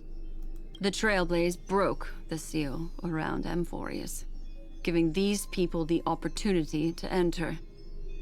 Now, they'll do anything to prevent outside powers from interfering, because your involvement will certainly influence Iron Tomb's final outcome. You said that March is closely linked to the Remembrance. Is what she's doing related to these memo snatchers? I do not believe that Miss March is on their side. In fact, when the car you used for landing first made contact with Amphorius, a violent surge of memories flowed past. Combined with what we know now, I have reason to suspect that the flash of power came from March. Exactly. She was the first to be hijacked by the Remembrance, but she used Memoria to neutralize the firewall, allowing you two to enter Amphorius. At present, we've lost contact with him. Our only choice now is to rely on the eyes and ears of those two geniuses to understand the situation within Amphorius. There's no use in agonizing over this, Don Hung. Our top priority now is to find where that car landed. Yes. Okay. Ah! Passenger Dong Hung! You finally found your way back home! Yes, conductor. I'm back. It's just... Pom-Pom knows. Pom-Pom came over to bring you good news. Passenger Welt says they found those two passengers. Their projections are in the parlor car. Okay. Welt. And Mr. Screwlum. Himiko. You seem to be feeling much better now. And Dan Hung. It's great to be able to talk to you. Once again, we owe Madame Herta a huge favor. Madame Herta doesn't care much for favors, but she'll be happy to receive everyone's praise. Back to the topic at hand. Mr. Dan Hung, we did a sweep of the area surrounding Amphorius' celestial body for organic signals, and we finally discovered the bodies of you and Mr. Trailblazer. The two of you were very fortunate, as there was something protecting your bodies. All vital signs are still present, and your functions are all intact. Was it March protecting us? Our preliminary determination is that the bubble enveloping you two in the vacuum is made of a substance similar to Memoria. Conjecture. This substance is connected to the lost Miss March. It will take some effort to bring your bodies back to the Express, so you should get some rest first. Have we completely lost contact with the inside of Amphorius? There have been several unforeseen circumstances. We broke through Lygus' firewall after the law was amended. But now Amphorius is enveloped by the fierce path of remembrance, once again cutting off all channels of communication for outsiders. So we have no way of contacting him.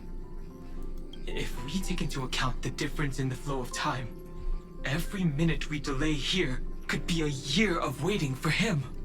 Don Hung, what are you thinking? If it was March who helped us get past the firewall initially, then does that mean only he and I have the travel permit for Amphorius right now?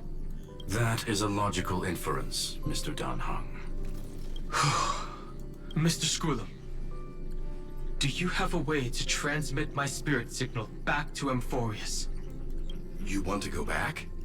That is far too risky. What other options do we have? Even if my body and spirit are able to return without a hitch, there's not much I can do here. We can't lose you again, Dan Heng. Miss Himiko, if we can't get him and March back, how is that any different from losing me? You're right.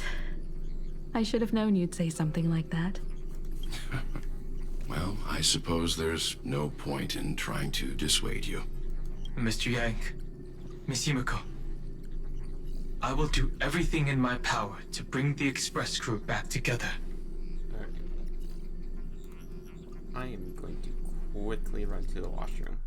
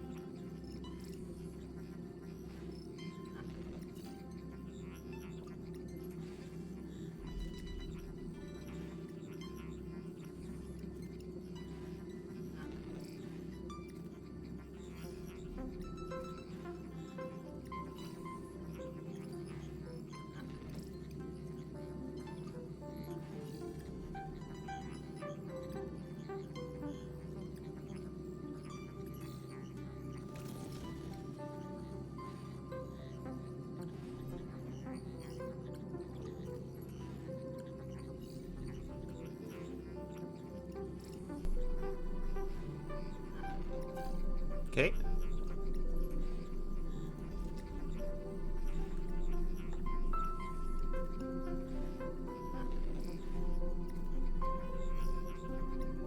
Alright, everything.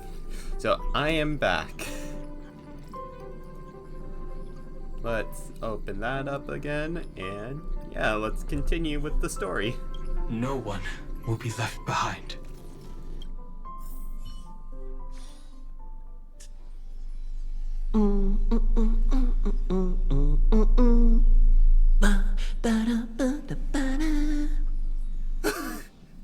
You may notice a hint of sweetness in the air.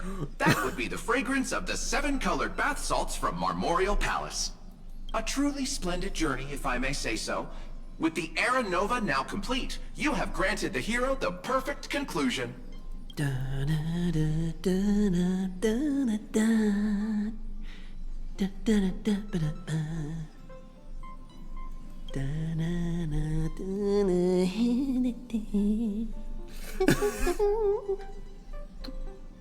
Losses were a constant on the Flame Chase journey, until your radiant arrival turned the tide. Lord Ravager, Iron Tomb, ha! Mere playthings in the hands of the Trailblazer. The cosmos is safe once more because... Shush! Hey!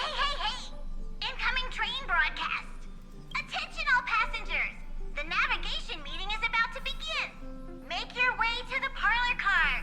It's time to pick our next stop! Perfect timing. Let's head to the meeting. I'm wide awake and feeling great.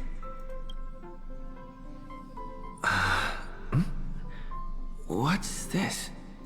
Who left this note? Strange. It's like An impulsive rush into your mind, urging you to read the note. Take a look.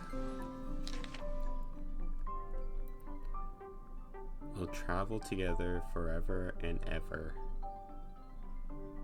Okay.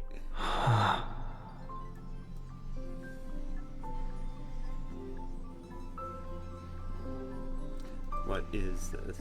March. When did she leave this here? I didn't hear a thing. Whatever. I'll go ask her myself. Huh? What? There's a new painting here. All I did was take a bath. How did so many surprises pop up? Better step forward and take a closer look. Okay. Keep it down. I think I found him. Who's there? Okay. Something's going on. What's this? So Evernight is trying to pull a Penacony on us. The melody of harmony can be heard, pulling you to touch the painting before you. Wake up.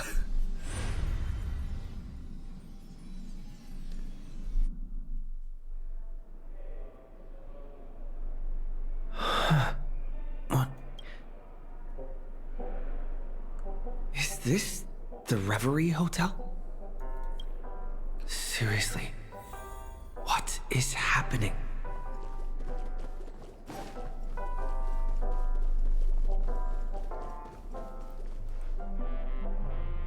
There you are! What took you so long?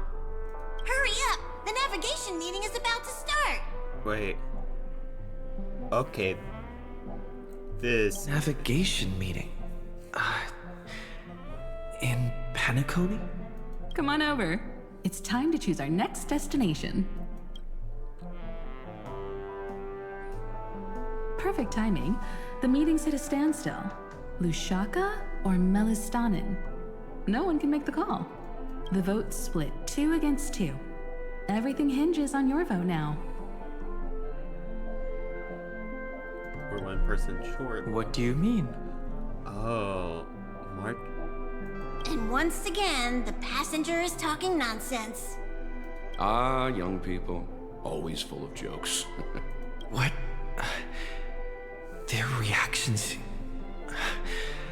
What's going on? Oh, I get it. You want to play a game with us, right? What game? You said you didn't see March. True, she might be hiding somewhere in the lobby. The objective of the game is to uncover where she's hiding. You're her closest companion. If anyone can do it, it's you, right? Okay, what is Is that March for doing? 7th playing hide and seek with me? Youthful games like this are a bit much for me these days. I'll step aside and let you all take the spotlight. The future belongs to you now. Something about Mr. Yang's attitude feels... a little off. You seem in good spirits. Rest assured, wherever our next stop is, I'll make sure you're all protected. Dan Heng being this forward? Oh, that's not like him at all. Okay. Not feeling ready yet? How about a cup of my special coffee blend to calm your nerves? Everyone says great things about it. No. Wait, everyone is saying great things about Himiko's coffee? Yeah, sure. Lying liars. Can we talk with Pom Pom? No.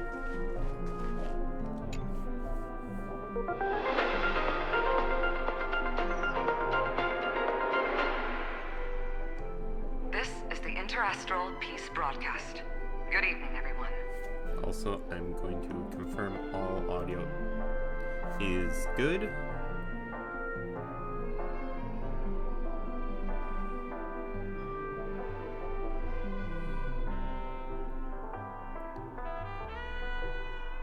Alright. Just wanted to double check, especially after the last Star Rail stream. Good evening. A newsflash. The Erudition experimental ground has separated from the entanglement. The Lord Ravager did not emerge as had anticipated. In the end, salvation of Amphorius was not only thanks to the 12, but also to one crucial... Okay. It won't be easy. I know. But you've got this. Find your way back. Find yourself.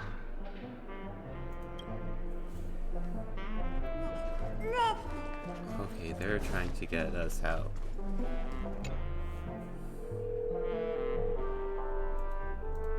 Weird. Did I even make a call? Hello? Hello? Is that you? I knew you'd call. Missed me, didn't you? Don't worry. We'll see each other very soon. Because the trailblazing journey never really ends, does it? March. That's not her.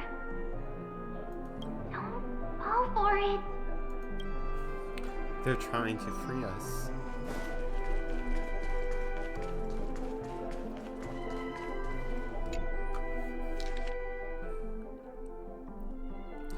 Visited on Sunday. Visitor name redacted.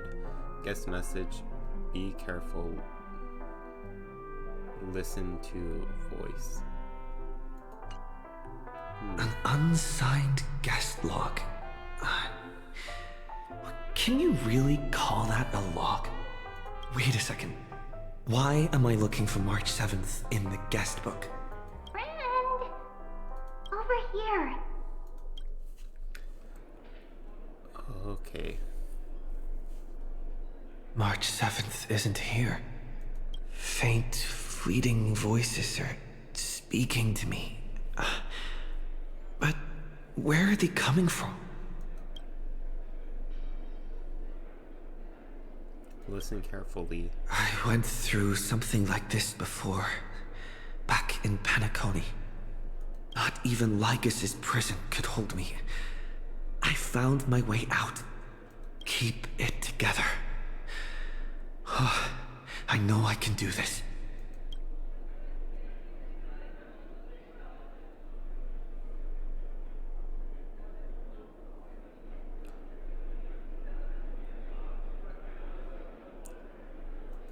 Find March. Well done, friend.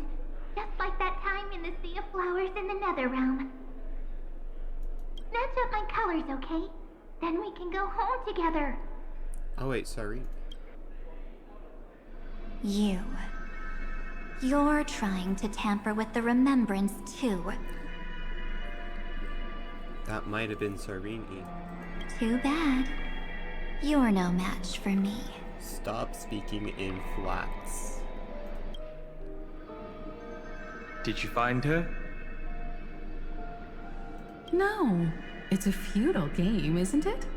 In truth, you don't have to go to such lengths to find March 7th. Because in this memory zone, March is everywhere. Oh no. We're protecting March 7th's wish. You... You seriously can't sense it? She doesn't want to say goodbye to the trail place. She wants to keep traveling together. Forever and ever. We are her memo sprites. For the sake of her wish, we must give it our all. Finally, the timing is just right. A thrilling damsel in distress rescue. There we go. Oh, wait, maybe I got that backwards.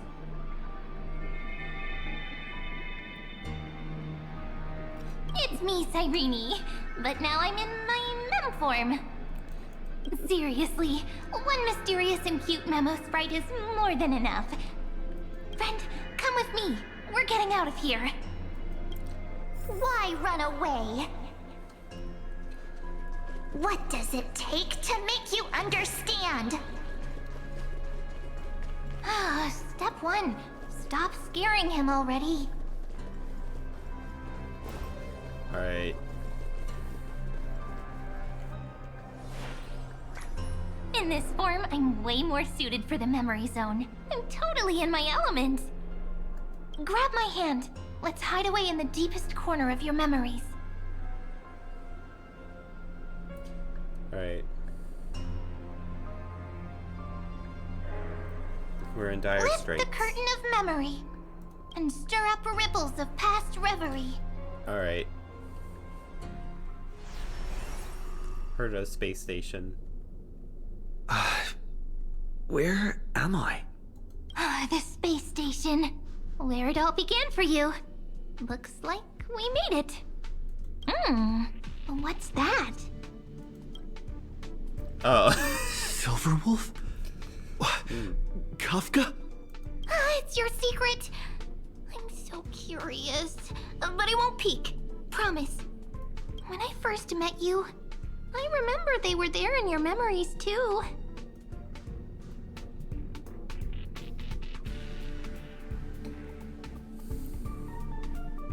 Oh wait, no, this is when we first woke up.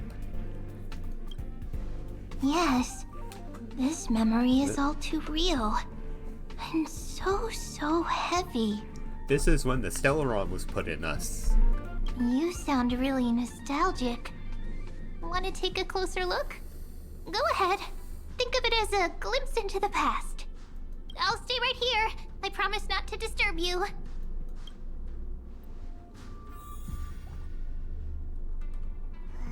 We'll stay hidden here for now. If you want to wander, don't go too far from me.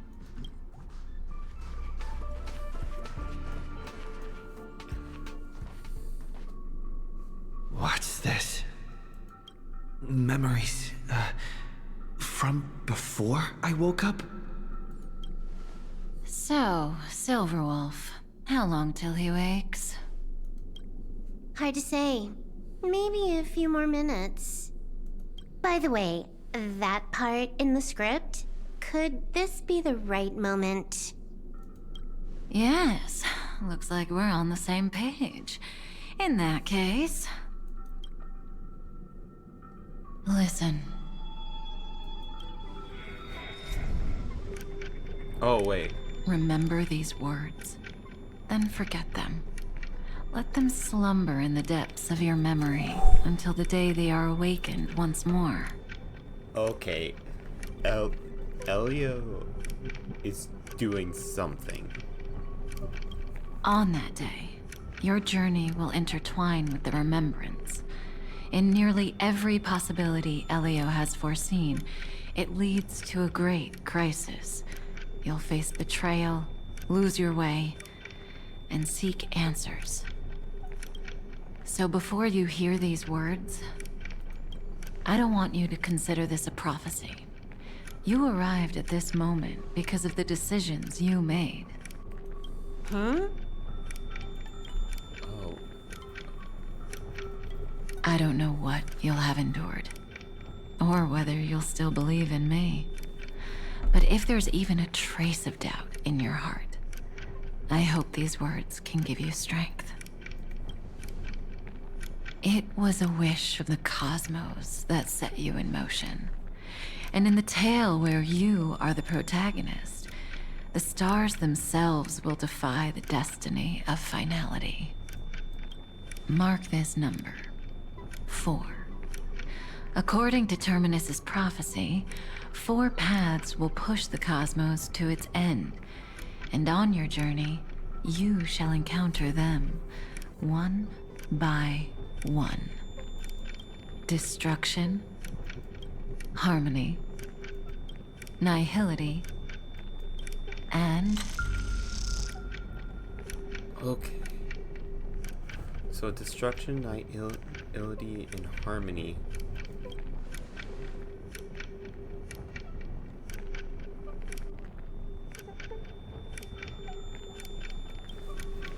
Is it true? Okay. Easy now. Trust what you remember. The 4th path has yet to fully reveal their face. And that's why the journey's worth it. Even in a predetermined script, there's room for us to mold possibilities into shapes we prefer.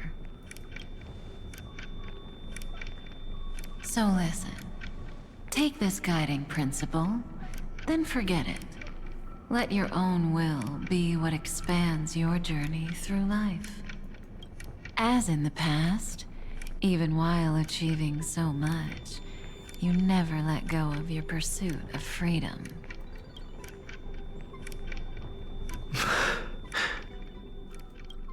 That was so sincere. I might actually tear up a little. Now we all live within the script, but adding a little color to the lines has never been forbidden. Are you going to say more about those branching storylines? Never mind. Best not to tempt fate. Get ready, he's about to wake up. Okay. So this is the grand... Come back to yourself.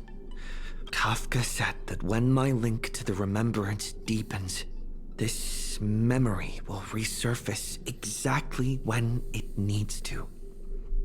And an inevitable crisis will surely follow. But even a Stellaron hunter can't fully grasp the trailblazing journey. Just as I thought. It all begins with March 7th, doesn't it? Even if the Express had never arrived at Amphorius, her secret would have come to light eventually.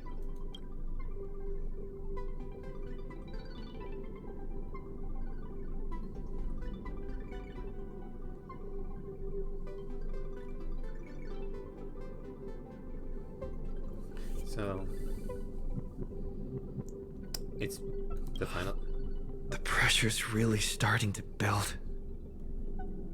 I can barely think straight. I need to clear my head and go find Cyrene.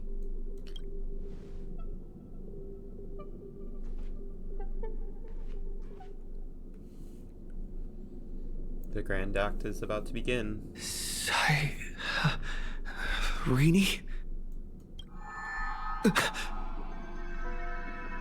It's a breakthrough! A breakthrough!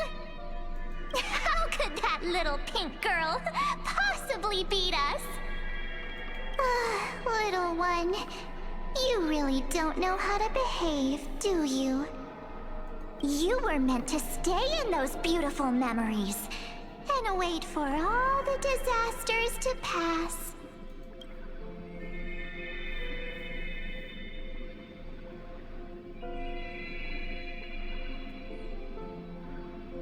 Where is Cyrene? Oh, triple-faced soul. Cast your light upon us. Let no darkness remain concealed. Someday? Raise your hands high and embrace this boundless light.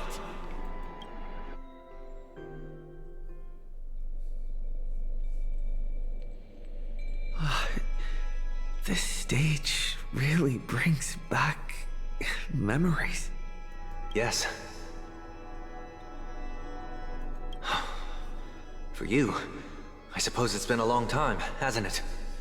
None of this would have been possible without Miss Cyrene. Even while engulfed by Memoria, she fought to stay in contact with the geniuses. Only then, through tuning, was I able to undo the memory zone's effect on you.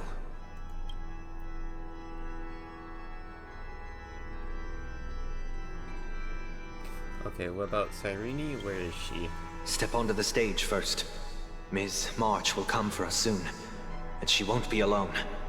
Those memo sprites will follow. We need to prepare early. Only then can we get you out safely, and go back for Cyrene and March 7th. Please, be careful. Amphorius is being overwhelmed by an unusually violent Memoria tide. I'll do all I can, but even that might not be enough. Black and pink.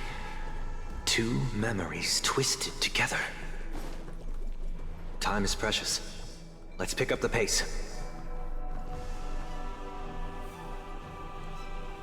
Yes, Madam Herta. I've made contact with him. Understood. I'll carry out my part as expected. Quite the dazzling nest you have, little bird of the harmony.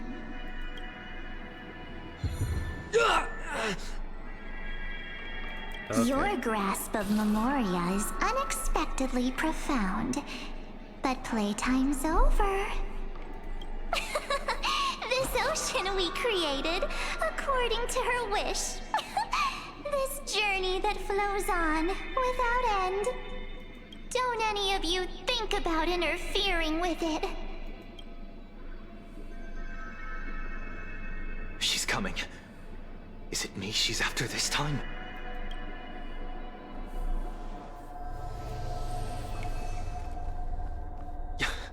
There's no time to regroup. I've prepared an alternate escape route. Wake from your slumber and return to reality. Come on. I'll bring you out. Okay.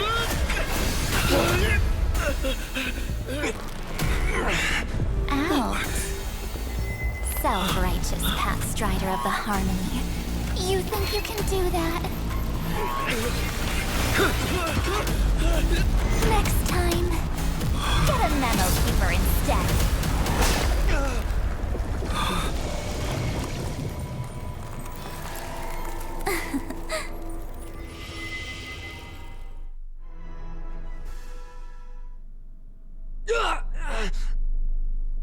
That was way too close. Good thing I was there to fish you out. Sunday, are you all right?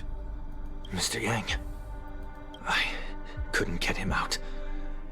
I'm sorry. Is it true that March is behind all of this? Yes. And no. She's possessed. That Pathstrider of Remembrance is identical to March 7th in appearance, but what lies inside I can't find the right words to describe it just yet. Can't you come up with an analogy? I thought that was your thing. That, Miss March, feels like a reflection on water. Only not from a calm, clear lake, but from a bottomless abyss. Within her words, I sensed an intense but utterly pure protectiveness. Protectiveness?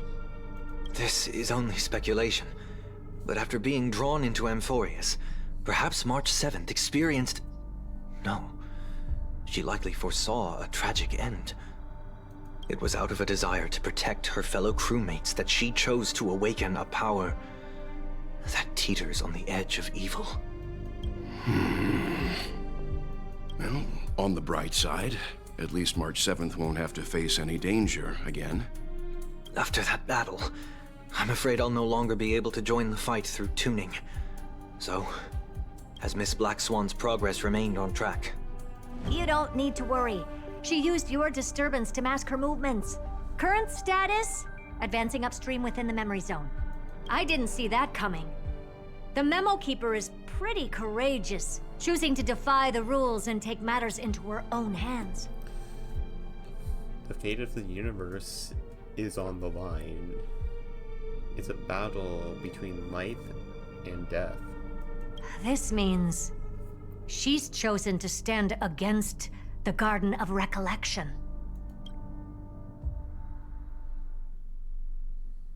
Even so, I must think long-term.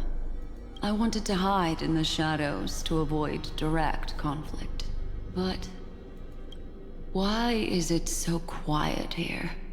The air is thick with memoria, yet it's so chaotic, like broken memories all mixed together. Memo Snatchers should be swarming into Amphorius. I was expecting this place to be very lively.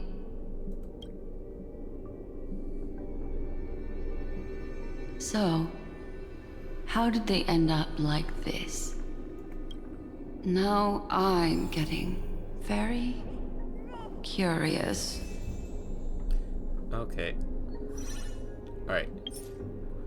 So, I'm going to click pause and save.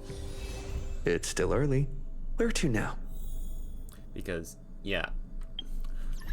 Big events are going to be happening for the next time we play.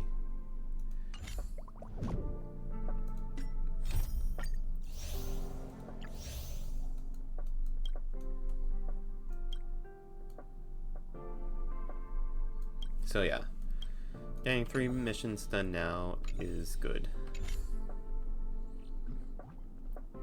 So yeah, it has been fun, and goodbye.